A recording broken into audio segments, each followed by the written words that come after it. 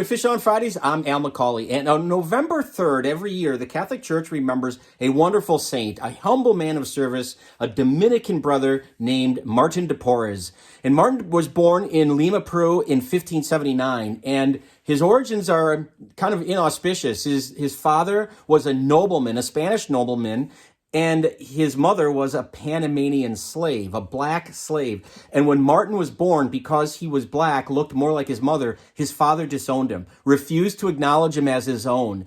Now, you have to understand, in the Americas in the 16th century like this, being born in a biracial situation like this would have been really bad for Martin, because they were the lowest of the low in society's caste. It's unfortunate, but that's the way it was.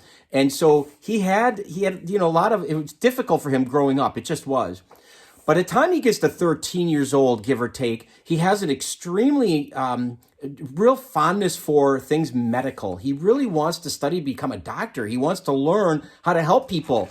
And so what he does is he eventually learns how to become a barber. Now, barbers back then, we think of them today as people who shave and give us a haircut. I have the prettiest barber in town, by the way. My wife cuts my hair every weekend. Nonetheless, barbers, because they had a steady hand and were good with the blade, they often were considered surgeons. They were often be able to lance boils, and they had some medical background because they understood more about the body than just your common everyday person. So he was able to help people who were sick. In fact, there's a famous phrase that he said that I may cure them, but it's the Lord who heals them. So he was a very humble guy who loved to serve others.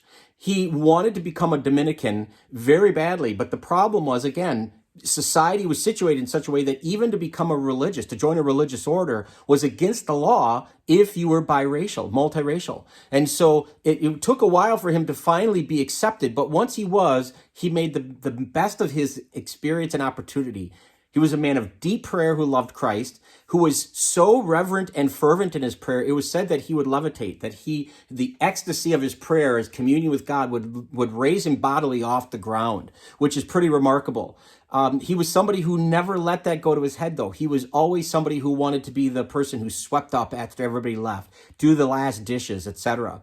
Because of this, he is considered the patron saint of people who have I wouldn't say it this way, but what are called menial jobs. People who do those kinds of things, who are not looked on with any kind of great respect. Martin de Porres is a guy who gives them that respect. And he's somebody to think about, to pray with, if you know or love somebody who is in a job where you're sweeping, or if you're a barber, if you are something like that, something that's considered less than important by society standards. Of course, Martin teaches us that it's all important.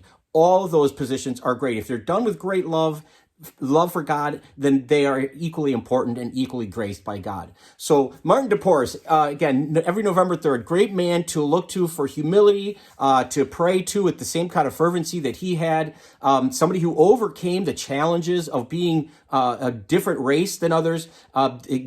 Despite being ostracized by society, he was still able to persevere. One of the last things I'll say, which is just kind of an interesting tidbit about Martin, is that we have his relics, and scientists were allowed to look at and do forensic reconstruction of what he would have looked like. So we have an idea of what this man looked like, even though he lived, over 400 years ago. Just fascinating way that you look at how science can help us to better appreciate people from a different age and a different time. Thanks for watching. I hope this has been helpful. If you know or love somebody named Martin, perhaps you want to share this with them. But we'd love it if you would subscribe to our YouTube channel, maybe follow us on Facebook. But either way, thank you for tuning in every Friday for Fish on Fridays. Until next time, please be good to each other, and God bless.